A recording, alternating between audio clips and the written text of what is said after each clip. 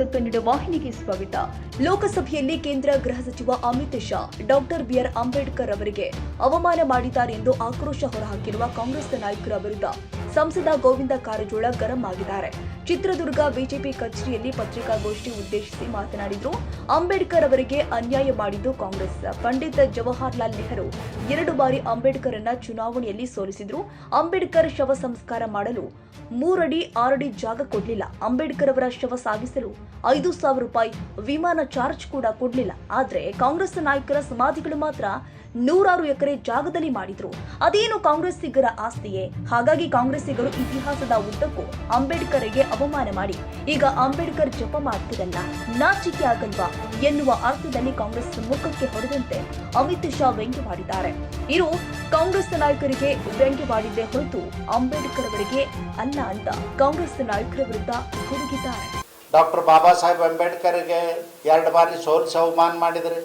ಅವರು ಅರ್ಥಶಾಸ್ತ್ರ ಇರೋದ್ರಿಂದ ಆರ್ಥಿಕ ಇಲಾಖೆ ಇರೋದ್ರು ಕೊಡಲಿಲ್ಲ, ಅವಮಾನ ಮಾಡಿ ಲಾ ಡಿಪಾರ್ಟ್ಮೆಂಟ್ ಕೊಟ್ರಿ. ಅವರು ಸತ್ತ ಮೇಲೆ ಇಲ್ಲಿ ಸಮಾಧಿ ಮಾಡಲಿಕ್ಕೂ ಕೂಡ ಜಾಗ ಕೊಡಲಿಲ್ಲ, ಅವಮಾನ ಮಾಡಿದ್ರಿ.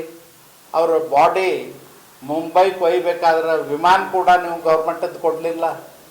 ಬಾಡಿಗೆ ವಿಮಾನ ಅವತ್ತಿನ ಕಾಲದಲ್ಲಿ 5,000 ರೂಪಾಯಿ ಬಾಡಿಗೆ ವ್ಯವಸ್ಥೆ ಮಾಡಿಕೊಂಡು ತೊಗೊಂಡು ಹೋಗುವಂಥ ಪರಿಸ್ಥಿತಿ ಬಂತು. ಅವ್ರಿಗೆ ಮುಂಬೈನಲ್ಲೂ ಕೂಡ ಒಂದು ಯೋಗ್ಯವಾದಂಥ ಸ್ಮಾರಕ ಮಾಡ್ತಕ್ಕಂಥ ಸ್ಥಳ ಕೊಡಲಿಲ್ಲ. ಗಟರ್ ಬಾಜು ಜಾಗ ಕೊಟ್ರಿ. ಆ ಗಟರ್ನ ನೀರಿನಲ್ಲೇ ನಿಂತು ಜನ ಅವ್ರನ್ನ ಶವ ಸಂಸ್ಕಾರ ಮಾಡ್ತಕ್ಕಂಥ ಕೆಲಸ ಮಾಡಿದರು. ಇದನ್ನೆಲ್ಲ ಹೇಳ್ಕೊಂಡು ಬಂದು ಇವತ್ತು ವೋಟ್ ಬ್ಯಾಂಕಿಗಾಗಿ ಅಂಬೇಡ್ಕರ್ ಅಂಬೇಡ್ಕರ್ ಅಂಬೇಡ್ಕರ್ ಅಂತೀರಿ, ನಿಮಗೆ ನಾಚಿಕೆ ಆಗೋದಿಲ್ಲೇನೋ ಅನ್ನೋದನ್ನು ಅವರು ವ್ಯಂಗ್ಯವಾಗಿ ಹೇಳಿದ್ದಾರೆ. ನಾನು ಅಂಬೇಡ್ಕರ್ಗೆ ವ್ಯಂಗ್ಯ ಅಲ್ಲದು, ಕಾಂಗ್ರೆಸ್ಸಿಗೆ ವ್ಯಂಗ್ಯ. ನೀವು ಕೇಳಿಪ್ಪ, ಜೀವಿತ ಕಾಲದಲ್ಲಿ ಇಷ್ಟೆಲ್ಲ ಅನಾಹುತಗಳನ್ನ ಮಾಡಿದ್ರಿ, ಇಷ್ಟೆಲ್ಲ ಅವಮಾನ ಮಾಡಿದ್ರಿ, ಇಷ್ಟು ಬಾರಿ ಅವ್ರಿಗೆ ಅಪಮಾನ ಮಾಡಿದ್ರಿ, ಈಗ ಯಾಕೆ ಅಂಬೇಡ್ಕರ್ ಅಂಬೇಡ್ಕರ್ ಅಂತೀರಿ, ಓಟಿನ ಸಲುವಾಗಿ ಅಂಬೇಡ್ಕರ್ ಅಂಬೇಡ್ಕರ್ ಅಂತೀರಿ ಅನ್ನೋದು ವ್ಯಂಗ್ಯವಾಗಿ ಹೇಳಿದಾರ ಅವ್ರು. ನೀವು ಅದು ಒಂದೇ ತಗೋಬೇಡಿ, ಪೂರ್ತಿ ಅವ್ರ ಭಾಷಣ ನೋಡಿ ಅಂದ್ರೆ ನಿಮಗೆ ಅರ್ಥ ಆಗ್ತದೆ. ಅವ್ರು ಹೇಳ್ಕೊಂಡು ಬಂದಾರ, ಎಲ್ಲ ಹೇಳ್ಕೊಂಡು ಬಂದು ಕೊನೆಗೆ ಅವ್ರಿಗೆ ನಿಮಗೆ ಮುಕ್ತಿ ಸಿಗಬೇಕಾಗಿತ್ತಂದ್ರೆ ಇಷ್ಟು ಬಾರಿ ನೀವು ದೇವ್ರನ್ನಾದರೂ ಸ್ಮರಿಸಿದ್ರೆ ನಿಮ್ಮನ್ನು ದೇವ್ರು ಕ್ಷಮಾ ಮಾಡ್ತಿದ್ನೇನೋ ಅನ್ನೋ ರೀತಿಯಲ್ಲಿ ಮಾತಿದ್ದಾರೆ, ವ್ಯಂಗ್ಯವಾಗಿ ಮಾತಾಡಿದ್ದಾರೆ. ಈಗ ನಾವು ಎಷ್ಟೋ ಸಾರಿ ಒಂದೊಂದು ಸಾರಿ ಯಾವ್ದಾರ ವಿಷಯ ಬಂದಾಗ ವ್ಯಂಗ್ಯವಾಗಿ ಮಾತಾಡ್ತಿರ್ತೀವಲ್ಲ, ಆ ರೀತಿ ಮಾತಾಡ್ತಾರೆ. ಅದನ್ನು ಕಾಂಗ್ರೆಸ್ನವರು ಡಾಕ್ಟರ್ ಬಾಬಾ ಸಾಹೇಬ್ ಅಂಬೇಡ್ಕರ್ ಓದಿದಂಥ ಹುಟ್ಟಿದಂಥ ಮನೆ ಒಂದು ಸ್ಮಾರಕ ಮಾಡ್ಬೋದಾಗಿತ್ತ, ಅವ್ರು ಬೆಳೆದಂಥ ಮನೆ ಒಂದು ಸ್ಮಾರಕ ಮಾಡ್ಬೋದಾಗಿತ್ತ.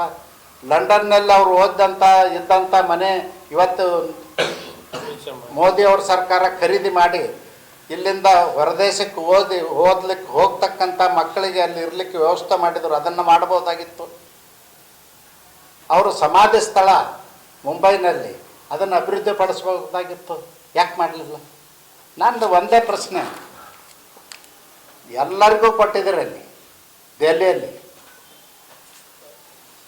ಯಾಕೆ ಬಾಬಾ ಸಾಹೇಬ್ರಿಗೆ ಕೊಡೋಕ್ಕಾಗಲಿಲ್ಲ? ಇದಕ್ಕಿಂತಲೂ ಅವಮಾನ ಇನ್ನೇನು ಬೇಕು?